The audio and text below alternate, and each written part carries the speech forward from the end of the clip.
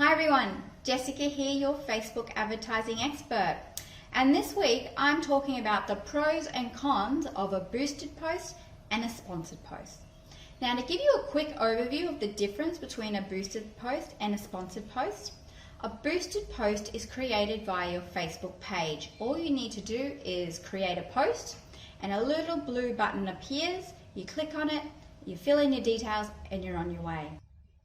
Sponsored posts are created via Facebook Ads Manager console. You can't tell the difference between a boosted post and a sponsored post if you're the end user, meaning the person scrolling through their newsfeed and seeing your ads. You can't tell the difference whether it's boosted or sponsored. They both look exactly the same. Now, the benefits of the boost button are you can easily create ads because you're simply creating a Facebook post, and that's really easy to do.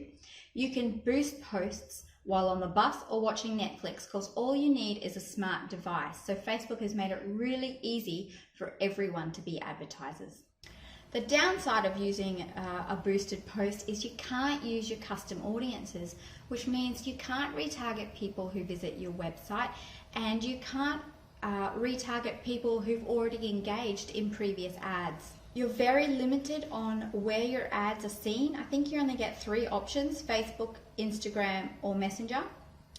And you have very few options on what objective you choose when setting up your boosted post. And what I mean by that is, what do you want people to do after they've seen your ad?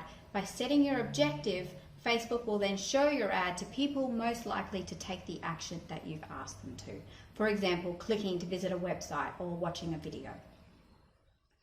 In Ads Manager, you can target your custom audiences. You can target your website visitors, and you can create lookalikes.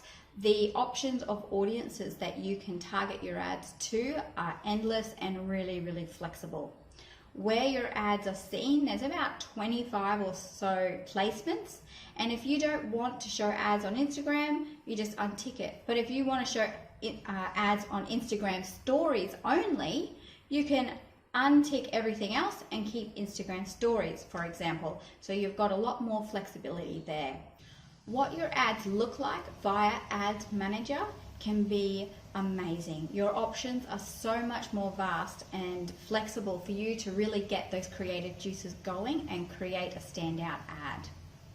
As well as your objectives, Facebook Ads Manager has a lot more options for your objectives that you set for your ads.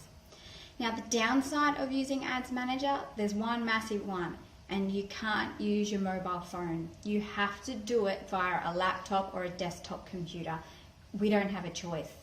The platform, when you're just starting out, can be really overwhelming and confusing, but believe me, I've done it. You can learn this. And finally, the platform changes all the time. In fact, it's just in the middle of having a major upgrade. So as advertisers, we need to be really adaptable, really flexible, and don't get down in the dumps when things change on you, because they can change overnight. It's just the nature of the environment and the way that Facebook is.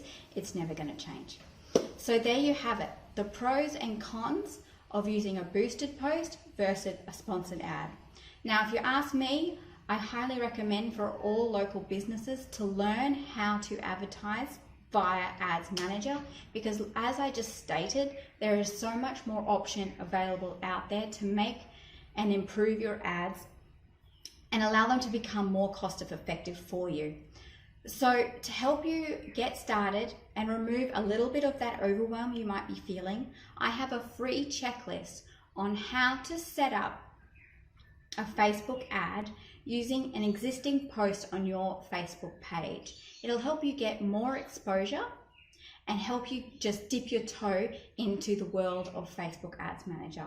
So I highly recommend, if you're thinking about advertising, to download my checklist today. It's free. Until next week, everybody.